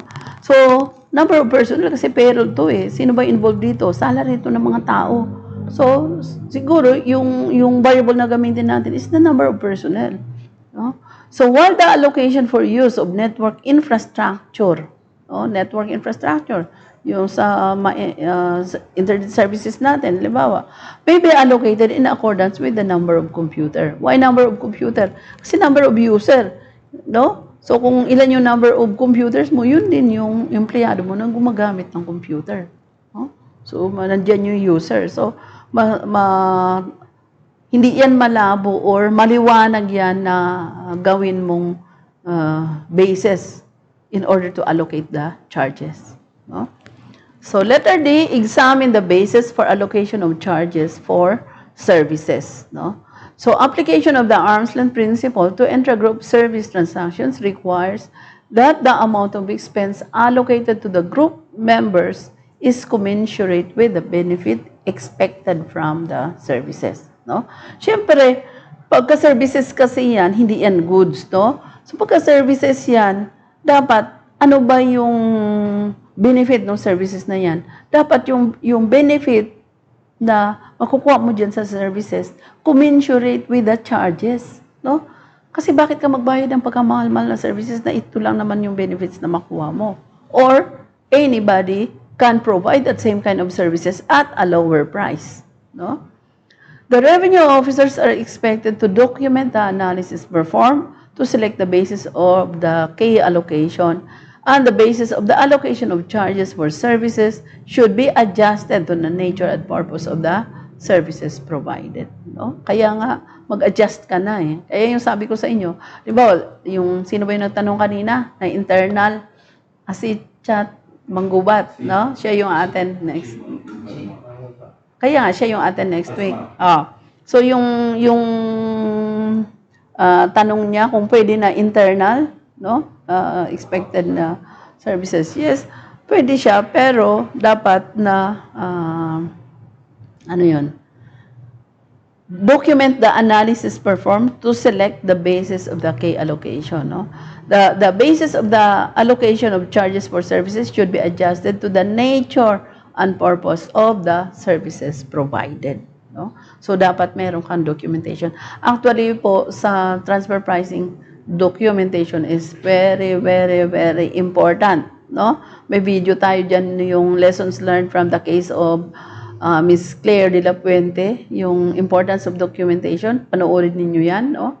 Kasi dyan siya natalo. Dahil yung mga claims niya na wala silang operation, na patunayan nung prosecution na hindi totoo. Why? Kasi yung prosecution may dokumento na nag-operate sila. Pero siya, umpisa pa lang talagang sinabi niya, lumaban pa siya sa korte. Wala man siya dokumento na ipakita. No? So, yun yung lessons learned, importance of documentation. And, sa transfer pricing po, very important ang documentation. So, ano po yung sabi ng OECD? Tell your clients, tell your taxpayers to invest in documentation. Why invest? Kasi gagastusan mo ang documentation. At ano po yung requirements natin sa documentation? Should be contemporaneous or the document should be existing at the time of the transactions. Kaya doon ako naawa din sa sinabi kong classmate ko na Russian, na nag-aral siya ng transfer pricing, pero under audit na siya. And then during the study, natanga siya, hindi pa niya naiintindihan. Sabi ko, kawawa talaga to. Why? Because sa documentation pa lang, tapos na yung transaction. Saka mo pa lang i-prepare. Paano yan? Gaano yan kahirap? No? So, in transfer pricing, documentation is very important. No? Actually, yung mga multinationals na sanay na sila sa transfer pricing audit, why are they hiring accountants here in the Philippines or sa subsidiaries nila? For purposes of documentation. No? Hindi yan sila nag-hire na for what or whatever. Why? Kasi yung documentation, yan ang pinaka-importante sa transfer pricing. Kahit na ano pang sabihin mo dyan, kung wala kang documents na ipapakita, bali wala. So, examine whether there are comparables for the intra-group services and their markup and apply the transfer pricing method that is most appropriate to the conditions and facts. Actually, ito na yung transfer pricing analysis. Why? Kasi may comparables ka na i-present and then meron ka ng transfer pricing methods. This is really a transfer pricing analysis. Oh, ito na yun. The methods that may be used in evaluating the arm's length nature of the services fees include comparable and controlled price method, the cost plus method, the transactional net margin method. No? Sa comparable and controlled price method, we compare the price. For the cost plus method, we compare the gross profit. For the transactional net margin method, we compare the net margin. Okay. Wala nang question? Meron. Follow up dun sa VAT exempt na naging batable, ma'am. Okay. Ang tanong niya po, kung i-report po yung sale as a whole para makompute ng VAT, hindi po ba madodouble yung report? Mag-adjust po kayo. Kasi kung nangyari yan within the year, mag-adjust kayo. Bawasan nyo yung sale nyo na non-VAT, isama nyo na ngayon sa sale nyo sa VAT. No? Mag-adjust po talaga kayo. Otherwise, ma-double sale kayo. No? Pero kasi hindi tama na sinubject mo siya sa VAT, hindi mo i-adjust yung non-VAT. Madodoble. At hindi tama yung reporting mo. No? So, mag-adjust po talaga kayo. Tanggalin nyo yung sale na yan, installment sales, na previously, ni-report nyo na non-VAT, tanggalin nyo siya doon sa non-VAT, ilipat nyo na siya dito sa sales. No? Okay. Mas mamigatok pong yun, ma'am, kasi yung installment payments po, previously reported as part of sales daw noon, ma'am. Hindi daw po ba magtataka ang BIR kung bakit magkaiba po yung sales na reported sa VAT returns na mas mataas din sa income tax return na actual? maglagay kayo ng explanations, no? Kasi magkaroon kayo ng adjustment or ilang years ba yung installment na yun para doon sa adjustment nyo?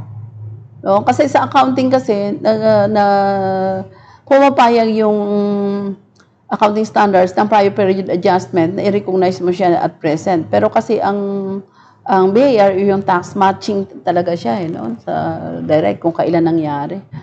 No? Pero mas maano natin yan kung may mga documents tayo na nakikita. Pero para sa akin, i-adjust mo din yung sales mo, ibawas mo siya doon sa non-VAT sales para malipat mo siya dito sa ano.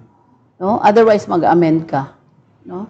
Pero hindi ka pa mag-amend kasi kung kailan nangyari yung transactions na nag-consolidate ka ng dalawang title na yung transaction nagiging vatable, doon ka lang gumawa ng adjustment. No? Kaya hindi magtataka yung BIR dahil ang ginawa mo, tinama mo yung transactions, hindi po yan magtataka. As long as you can explain to them kung bakit may ganon, no? Na nangyayari. Why? Kasi nag-consolidate siya ng title eh. Pagkatapos niya binili yung isang title sa installment, kinuha pa niya yung kabila. So, hindi na siya doon sa exempt, no? Doon na siya sa vatable. Tapos ma'am, tanong ma'am ni Ma'am Aya, sa transfer pricing training daw po ba kasama yung paano mag-compute or mag-calculate ng allowed arm's length fees na dapat i-charge for certain transactions? Yes, kasama po. Kasama po, no? Ang tawag talaga dyan, mag-compare tayo, una. Actually, dyan po yan mangyayari sa transfer pricing analysis, no? Kasi, malawak po ang transfer pricing study. Maghanap pa tayo ng comparables, no? And then, pag wala talaga, yung makita mo, at malaki yung discrepancy, mag-a-adjust ka. Or, talagang pagka nakita naman na yung pricing mo talaga is not arm's length, mag-adjust ka na, no? By using some comparables and then adjust mo na to make it arm's length. Yun na nga yung sinasabi ko sa inyo na findings ko na nasa service agreement na niya na markup is 5%, tapos sa actual, sa financial statement niya, only 3%. So ano yun? May outright na yun na findings na 2%. So anong gagawin mo? Outright mo na talaga na adjust, mag-compute ka ng deficiency doon sa 2%. But in the case na ginawa ko, ayaw pumayag nung kliyente. Eh, sabi ko, pagdating sa audit, talagang anuhin kayo dyan ng taxpayer, no? Ng examiner. I-assess talaga kayo doon sa kulang na 2%. Okay? So, this is another topic, no? So, tapos na tayo doon sa business restructuring, no? Actually, doon sa business restructuring, ito yung sinasabi ng BIR dito na audit. Marami pang kulang actually yan eh. Kasi why? Sa business restructuring, nandun pa yung location savings. No? Pero, na-discuss ko to doon sa 5D certificate program. I-discuss ko na rin sa inyo, no? Ano ba itong location savings sa business restructuring? Halimbawa, dito ka sa Pilipinas, for meron kang factory, halimbawa, or assembly ng mga sasakyan. Nilagay mo dito sa Pilipinas to cater for your market in the Pacific Asia, no? So dito mo nilagay. And then meron ka na ngayon na kontrata based on your study, you stay here in the Philippines for 10 years, no? But since within the period may nakita ka na mas maganda kaysa sa dito sa Pilipinas. So on the 5th year, nilipat mo sa Thailand yung factory mo dito sa Pilipinas. So in short, hindi mo tinapos yung 10 years na dapat nandito sa Pilipinas, nilipat mo on the 5th year pa lang sa Thailand, no? So yan ang isang form of business restructuring, location savings. Why? Kasi sabi natin, di ba, hindi ka naman magre-restructure kung wala kang pakinabang, no, without the benefits. So what is your reason why you transfer to Thailand? Because of some benefits. Siguro low cost yung utilities, tapos mas efficient yung worker, or mas mura ang taxes, no? So those are the things that you have to consider when you relocate, no? may savings, may location savings, no? So what happened on that issue? Ano yung mangyayari? Dapat yung principle of arm's length principle should be applied, no? So yung bang relocation mo na yan, yung reason mo, may economic reasons ba, may benefits ba na makukuha yung company dahil lumipat ka? At ano yun, no? Dito naman sa Pilipinas, ano yung magiging issue? Since, halimbawa, nandun ka na sa isang lugar, no? And then you already have a contract to lease the place for 10 years. And then hindi mo tinapos, ginawa mo na lang 5 years. So there is still a remaining 5 years for the contract. So anong mangyayari doon? May breach of contract ka. You have to pay, no? Ano 'yun? Babayaran mo yung lost income, no? Babayaran mo pa yung mga damages or whatever because hindi mo na tinuloy yung 5 years. And then yung mga tax implications nung kontrata na 'yan, no? So pagdating naman doon sa nag-relocate ka ng savings mo, ano yung savings? Does it commensurate with your expenses dahil nag-relocate ka? At ang isa pa tanong, who owns the location savings benefits? Yung company ba dito sa Pilipinas o yung bagong subsidiary na tinayo doon sa Thailand o yung parent company? Usually sa mga grupo, it's usually the parent company, no? Na may benefits. Actually, dito sa Pilipinas, ano ba benefits nila dito? Siyempre, yung taxes na makukolekta. No? Okay. So, location saving is another form of business restructuring. Hindi lang siya na-discuss dito po sa audit program ng BAR. But that can be a source of findings, no?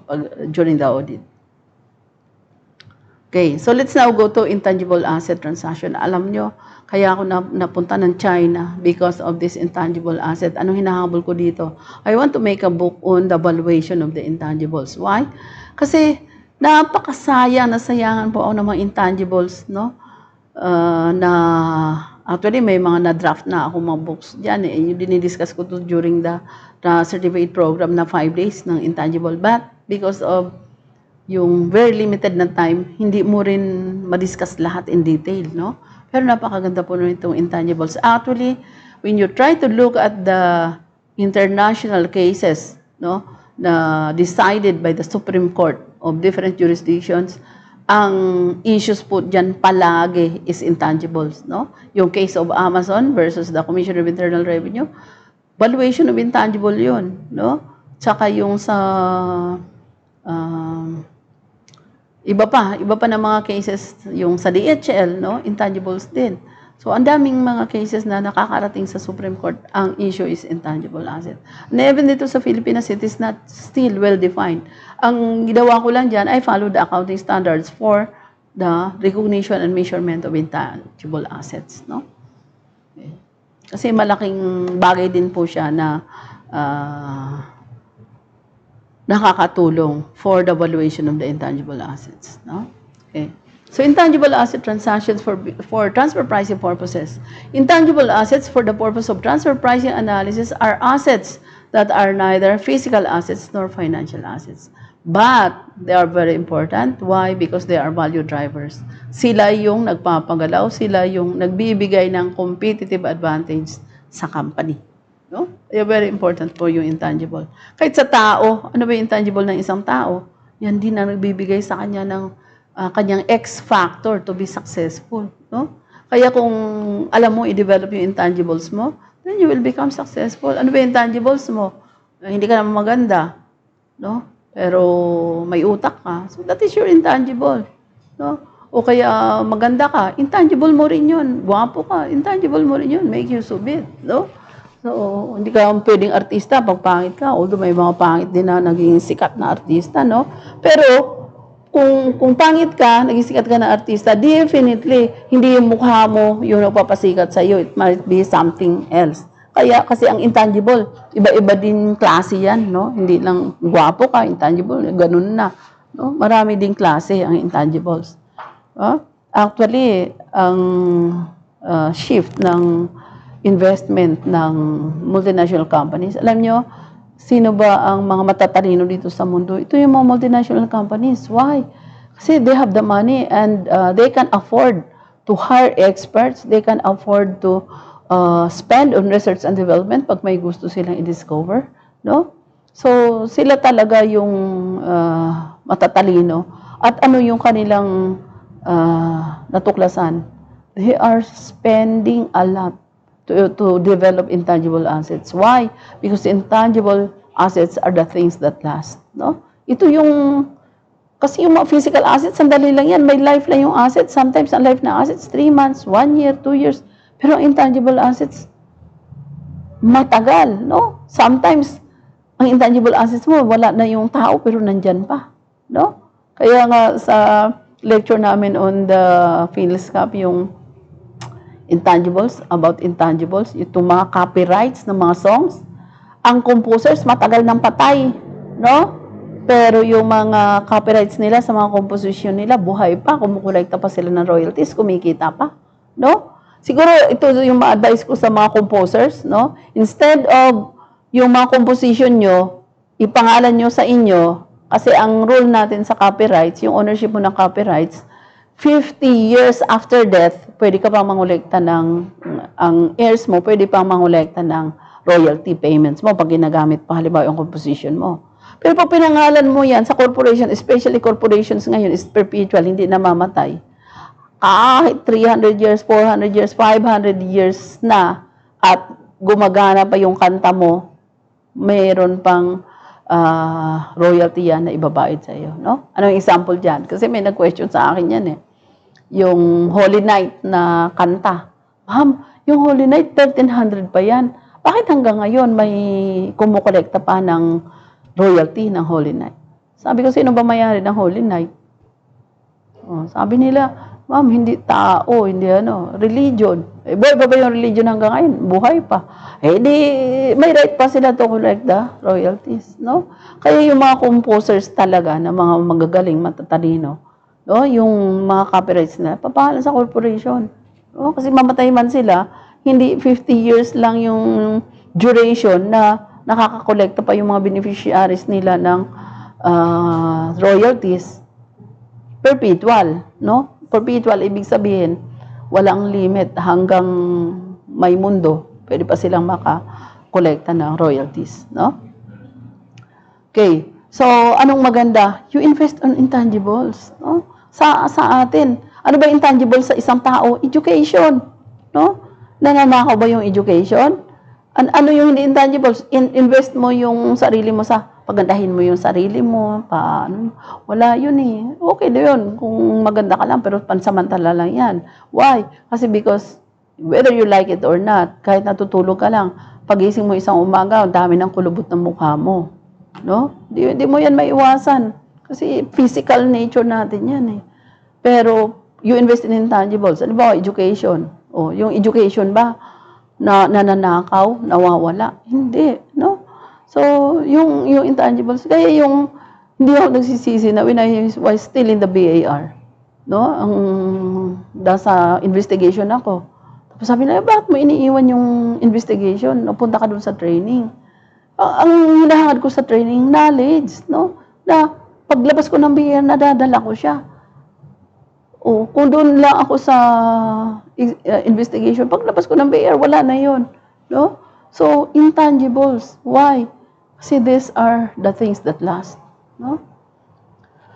Intangible assets are divided into two major categories, comprising manufacturing intangibles and marketing intangibles. So what are manufacturing intangibles and what are marketing intangibles? By just the word manufacturing, ano ba yung manufacturing? Ito yung gumagawa ka ng produkto, may proseso to. So pag sinabi mo intangibles, ano yun? Yung ginagamit sa manufacturing. Ano yung ginagamit sa manufacturing? Processes, formula, no? Sa marketing, ano naman? Pag sinabi mo yung intangibles, ano ba yung functions ng marketing? Nagbebenta siya. So, ano ang intangibles na nakakatulong sa marketing? Yung logo mo dahil sikat na, no? Yung trademarks mo, yung appearance ng product mo, yung packaging mo. Those are your marketing intangibles, no? With just the word, ma-classify mo na. At saka by the definition of the intangibles, malalaman mo na. Okay, so steps of testing in connection with intangible asset transactions. No? Identify the existence of every intangible asset that makes a contribution to the success of the product in the market. No, market yan, hindi yan marker. No? Okay, palitan natin. Market. Okay. So, identify the existence of every intangible assets that makes a contribution to the success of the product in the market. So, ano yung i-identify mo? Dapat may knowledge ka about intangible, no? So, kasi paano mo ma-identify kung hindi mo kilala, no? Para yung naghahanap ka ng tao na nandyan lang pala sa harap mo, hahanap ka ng hanap, hindi mo kilala. Ano nga ba itong intangibles, no? So, alamin mo muna kung ano yung mga intangibles para mahanap mo, no? So, this identification can be done through FAR analysis. Ano yung FAR analysis? Functions, assets, risk analysis. In the FAR analysis, the revenue officers are expected to have a good understanding of the taxpayer's business. Ano ba yung business ng taxpayers? Manufacturing ba yan? So, pag, ito na lang pag yung analysis mo, pag sinabi mo na manufacturing, then gagana na yung utak mo eh. Ano bang nangyayari sa manufacturing? Nagpo-produce ng product. So, saan papasok yung intangibles niya? Di ba, ano ba yung intangibles? Pagagandahin mo yung product, competitive siya sa market, maganda yung itsura niya, maganda yung quality, saan yan nangyayari? Nanggagaling na mapaganda mo yung product? Sa process. Kaya yun po yung sabi ng mga Japanese, no? If the process is right, the result is right, no? So, saan manggagaling una yung intangible mo? Sa processing. So, dapat maganda yung process mo. And then, ano pa? Sa mga pharmaceutical companies, ano pa yung nandyan nila? Patents. Pinapapatents nila yung mga formula nila. At ano yung tawag doon sa mga formula nila? Molecular patents. Hindi yun patents na pinapangalan lang o yung mga steps lang. Molecular patents, yung content, yung mga active ingredients nila doon sa gamot. No? So, iba-iba yan. Kaya, anong sabi dito? Understand the taxpayer business. Kasi, pag ikaw ay isang examiner, hindi mo yan maintindihan lahat, no? Consult an expert. No? So, don't be ashamed. No? Kasi may mga expert ang industry. So, use their knowledge. And even the court, kasi yung mga judges, alam lang nila, batas. Pagdating na doon sa interpretation ng mga transfer pricing cases, they hire expert, industry expert. No? And then yung industry expert na yan, kung ano yung sinasabi nila, meron niyang points, no, na pinaniniwalaan sila ng korte. Doon ko lang din nalaman yung kung ano ba yung mga role ng expert witness. Kasi I was been hired as an expert witness. Doon sa isang case lang ng transfer pricing case decided by the Supreme Court in the United States, doon ko lang naintindihan kung ano ba yung role ng expert, no? Expert witness. Ang role pala ng expert witness is not to give opinion, to side kung sino man yung nag-hire sa'yo. Ang role pala ng expert witness is to give opinion on the situation, on the, kung ano ba yung dispute nandyan, and not to side kung sino man yung both parties na nagreklamo o naglalaban sa korte. No? Basta ang expert witness, neutral pala talaga siya. Wala siyang papanigan. Kung ano lang yung alam niya na ginagawa, kasi yung expert witness ko, yung treatment ng mga books of accounts eh. So, I cite yung revenue regulations, no? So, yun lang pala yung role mo as an expert witness, no? So, identify the value of intangible assets and determine which parties, no? Which parties, yung group contributed to the formation of the intangible assets, no? Kasi alam nyo, dahil nga sabi natin, the intangibles are the value drivers now, kaya ang ginagawa ng mga multinationals, meron silang IP hub. Anong tawag ng IP hub? Intellectual property. Because these intangibles na to, mayroon tong iba na mga intangibles na registrable and they are protected by laws, no? Pag ginamit mo, pwede kang ipakulong, no? Bakit ako na focus po dito sa intangibles na nakarating ako hanggang China and then ngulit ako sa WIPO, yung sa World Intellectual Property Office in Switzerland, talagang kinulit ko yan sila. Why? Because I have once an client na dinakip po siya ng NBI, sayang yung mga ginawa niya, ang dami niyang mga product na gawa na, and then all of a sudden, hindi pala registered yung patent niya. Although sabi niya, hindi ko naman itong kinopya kasi alam ko itong gawin. But, meron ng protected na patents na gumagawa ng ganung product. So, anong nangyari sa kanya? Hinuli talaga siya ng NBI and then prohibited na siyang gumawa ng mga ganung product. No? And then, nagmulta pa siya ng million-million. In that case, wala akong alam. So, I cannot help my client. Kaya para akong, sabi ko, hindi dapat ganito. As a consultant, dapat alam mo. Kaya yung inalam ko tong intangibles na to. That I go farther talaga. Hindi ako yung sumuko na lang, dito lang sa Pilipinas. Kaya nung pumunta ako doon, kasabayan ko pa yung mga director ng IPO na nando doon. No?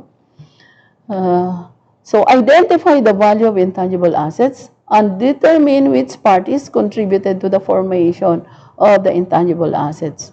This needs to be done so that it will be known whether the taxpayer in the Philippines contributed to the formation and is therefore entitled to enjoy the proceeds from the exploitation of the intangible assets. Ito na yung mga transfer pricing issues dito. Example, merong subsidiary dito sa Pilipinas, the parent companies in the US. No? Anong pinapagawa nila dito? Yung sa computer, antivirus. No? So, pag tiningnan mo, pag gumagawa ko ng transfer pricing analysis, tinitingnan ko yung mga job specifications ng mga tao, especially services. Alam nyo, sa company, pag nag-analyze ka, kung ano yung ginagawa ng mga tao, yun yung functions ng company. Why? Kasi yung company, hindi naman yan pwedeng magtrabaho eh. Yung mga tao nagtatrabaho. No? And especially if services yung kinikater ng company, so yung services na ginagawa ng mga tao, yun ang services ng company. No? So, identify the value of intangible assets and determine which parties contributed to the formation of the intangible assets. So, dito, in-outsource dito sa Pilipinas yung research and development. No? Binabayaran sila ng head office. Pero, of course, yung binabayad sa kanila, reimbursement lang ng cost dito sa Pilipinas. Ang tanong, once successful na yung research and development dito, who owns the research? Who owns the intangible? Who owns the antivirus na develop nung subsidiary dito sa Pilipinas? No? Meron silang service agreement. Ang may-ari, the parent company. No? And then, anong gagawin niya? I-license back niya dito sa subsidiary sa Pilipinas. And then, mangongolekta na naman siya ng management fee, ng the usual. Pero, ang totoo niyan, ang gumawa ng antivirus dito sa Pilipinas. No? Anong transfer pricing issues dyan? Is the payment of the parent company to the research and development conducted by the company, which is a subsidiary here in the Philippines, arm's length. No? Kasi when we say arm's length, commensurate ba doon sa expertise na ginawa ng dito sa Pilipinas, na sila ang nag-develop ng antivirus. So, malalaman mo yun kung tama ba. Why? Kasi, ano ba yung na-develop nila na product? Kailan yan pakikinabangan ng parent company? Matagal. And then nila-license siya sa lahat ng subsidiaries niya all over the world.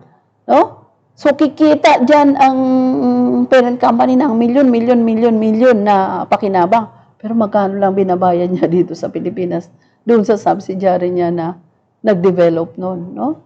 Kasi, anong sabi natin, economic taxation to. So, kung anong ginawa mo, since nakadevelop ka ng magandang product, dapat maganda rin yung babayad sa iyo, kahit subsidiary ka. No? Okay, so this needs to be done so that it will be known whether the taxpayer in the Philippines contributed to the formation and is therefore entitled to enjoy the proceeds from the exploitation of the intangible assets. Okay, binayaran mo siya, cost plus lang. Pero pagdating naman sa licensing na, dapat may share yung dito sa Pilipinas. No? Kasi sila yung nag-develop, sila yung naghirap. And then magkano lang binayad mo sa kanila. But that is not happening. That's why there should be a transfer pricing audit in that case. No? Kaya sabi ko sa inyo, sa lahat ng mga transfer pricing issues, ang pinakamarami the intangibles. Okay, study whether there has been a transfer of intangible assets in the transaction. No? Analysis at the time of occurrence of transfer of intangible assets in independent transactions can serve as a guide. No? Ano yan? time of occurrence of transfer of intangible assets. Yun yung case ng Amazon, no? 2002, 2005 pa yan. Tinransfer niya yung intangibles niya sa Ireland, no? Tapos, at a certain consideration lang, magkano, nag-hire siya ng independent accountant to determine how much is the intangible na ililipat ng Amazon. So, itong independent accountant na hinire ng Amazon, binalue lang niya ng 216 million yung amount ng intangibles transferred. Ito yung mga website, ito yung mga list of customers, no? Yun yung inilipat niya. Binalue naman ngayon ng IRS ng 3.6 billion. No? Sobrang layo. But, nang nakarating na sa korte, panalo yung Amazon. Why? Because they just rely on the definition of the intangible at the time. At kung ano lang yung may mas specific value, yun lang ang pwede mong i-value at the time. Pero noong 2017, nagkaroon ulit ng definition yung US about intangibles, no? So kung yung case ng Amazon na yun decided 2017 and present, panalo ang IRS doon. Why? Kasi nag-define na sila na ang definition ng intangibles kasama na yung mga residual assets. Ano yung mga residual assets? Lahat na nagko-contribute doon sa business ng Amazon na nilipat niya are all considered as intangible. And then, pag tinransfer mo yun, bayaran mo, yung company, may tax component. Okay. Determine the arm's length compensation for its intangible assets that is transferred. No? So, this is done by referring to the market where the intangible assets are used and comparing it with comparable transactions. No? So, ano yung sinasabi natin na arm's length compensation for its intangible asset that is transferred? Tama ba? Kung wala siyang, dito kasi sa intangibles, marami dito na walang comparables. Why? Because intangibles are unique. Kaya nga ito ginagastusan ng mga multinationals kasi unique itong dinedevelop nila na intangibles. So, pag unique, very peculiar in the industry, wala kang makitang intangibles, no? So, determine the arm's length compensation for its intangible assets that is transferred. Tama ba yung compensation, yung bayad na ang intangibles na yan nilipat sa isang company, no? So, how can it be done? By referring to the market where the intangible assets are used and comparing it with comparable transactions kung meron. Pero kung wala, anong sabi ng OECD? Hypothesize, no? Alas 9 na. Alas 10 na pala, no? No? So, tapusin lang natin to, pero hindi natin matapos ng intangibles. No? Ito lang, topic lang na to na, tapos puputulin natin. No? Wala nang question? So, testing of the arm's length nature for utilization or transfer of intangible assets must consider the perspectives of the party that delivers the transferor and the party that receives, transferee, the intangible assets. No? So, be very careful. Halimbawa, may company, no? And then, hindi naman siya capable to pay for the assets transferred, no? So, the transferor must ensure that it will obtain greater benefit from the transfer utilization of the intangible assets than the cost that have been expended. Siyempre, yun yung sound economic decision, no? Binili mo ng piso, tapos ang value pala nun, 50 centavos lang. So, on the transferee side, the revenue officer will look at whether it will receive a greater benefit it uses, obtains the intangible assets than the cost that must be expended. No? So in testing the arm's length nature of intangible asset transactions, it is necessary to understand their type and characteristics. No? Ang daming mga intangibles na sinasabi. No? So explain ko yun sa inyo isa-isa. Kahit wala dito sa transfer pricing guidelines, explain ko sa inyo isa-isa para meron tayong applications. This understanding will make it easier to determine the factors that will affect the value of the license for the intangible assets and also to determine the comparable transactions. No? Kasi kung hindi mo maintindihan yung intangibles, paano ka makapag-compare? No? The factors that are generally used as the basis of consideration in determining the value if licenses for intangible assets include, no, to protection and time frame. No? Kasi yung mga intangibles, especially sa multinationals, registered po yan sa WIPO, sa World Intellectual Property Office, and they are protected. No? So certain kinds of intangible assets, such as patents, are protected by law for a certain period of time. Ang patents is only 20 years. No? After that, it will become off patent. And when it will become off patent, it will now be available for use by the public. No? Kasi after ng 20 years, ang tawag dyan, off-patent, and then magiging public domain na po siya. No? Public na yung may-ari, gagamitin na siya kung sino man gustong gumamit. So this provided protection from competitors who would otherwise duplicate them. So, bakit 20 years na binigay yung gobyerno na yung patent na dinevelop, pwede mong gamitin? Kasi pag industrial patents yan, ibig sabihin, exhaust mo na, kumita ka na dyan for 20 years. So, it's time naman na magamit na siya na lahat ng tao para nakakatulong sa humanities. No? So, yung 20 years, enough na yun na nakatumubo ka na doon because you develop it. This provided protection from competitors who would otherwise duplicate them. So, anong ginagawa po ng iba? You develop a patent now. Ito yung features niya. After 5 years, continuous yung research and development mo. Pa-patent mo ulit. Pero improved version na nung first na product na pinapatent mo. No? Kaya makikita nyo sa mga cellphone lang, iba-iba na yung mga design, iba-iba na yung mga features. No? So, iba-ibang patent na yan. So, kahit mag-off patent man yung iba, mayroon ka ng bagong product. No? Kaya nga, innovate or die. Bakit? Kasi when you say innovate, may ginagawa kang bagong produkto. Kasi kung hindi, you die na. Kasi pag nag-off patent ka na, hindi ka na protected. The longer the period of protection of the intangible assets, the greater the benefit that is expected to be received. No? Kasi binabayaran po yan, yung protection sa WIPO, may bayad dyan. No? At saka dito sa IPO natin, sa Intellectual Property Office, yung mga business name na ipapatent mo, yung mga formula, yung mga trademarks na ipa-register mo, yes, protected siya, pero magbayad ka. No? Exclusiveness. This relates to whether the utilization of the intangible assets with exclusive rights should be willing to pay a higher royalty fee than a party that utilizes intangible assets without exclusive rights. So, itong McDonald's, itong Jollibee, ano ba yung pina-franchise nila? No, di ba yung business nila, yung processes nila, yung pangalan, no? Then you pay royalty fee, lump sum, and then meron ka pang monthly based on sales, no? So exclusiveness.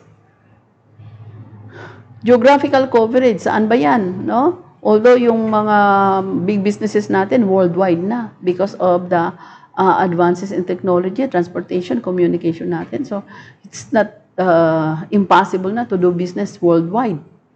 Kaya ang geographical coverage natin worldwide, no? Useful life of intangible assets, no? Sa ano ba yung useful lives ng intangible assets natin? Saan ba yung ating right to be, mahaba pa to. So hanggang dito na lang po muna tayo, no? Next time natin to i-discuss yung useful life of intangible assets. So siguro next time, matapos natin ito. Why? Kasi ito pong transfer pricing audit na to, kinakanda ko to ng 2 days. No? Since tayo naman dito sa online streaming natin, 2 hours lang. So, tagal talaga.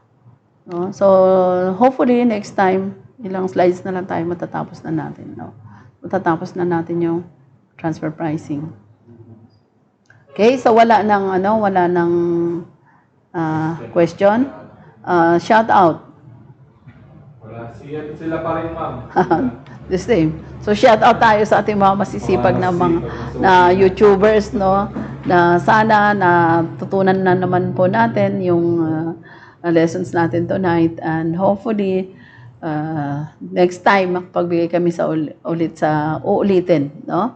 The purpose of this transfer pricing po natin dito sa mga related parties to comply with the mandatory requirements po ng gobyerno. Lalo na ngayon, meron tayong BIR form na 1709 na yung mga fiscal year ending ng March 30, di ba dapat mag-attach na kayo ng form, no? Pero hindi kayo basta-basta gagawa ng forms. Dapat meron na kayong mga documentation na ginawa para alam nyo na kung ano yung ilalagay ninyo doon sa form na yon, yung BIR Form 1709, no? So, with this, I would like to say thank you sa ating mga YouTubers. Sa mga YouTubers natin hindi pa nag-subscribe, please subscribe to our channel and we promise to bring you more updates in taxation, no? Good evening po and let's call it a night, no? Thank you very much.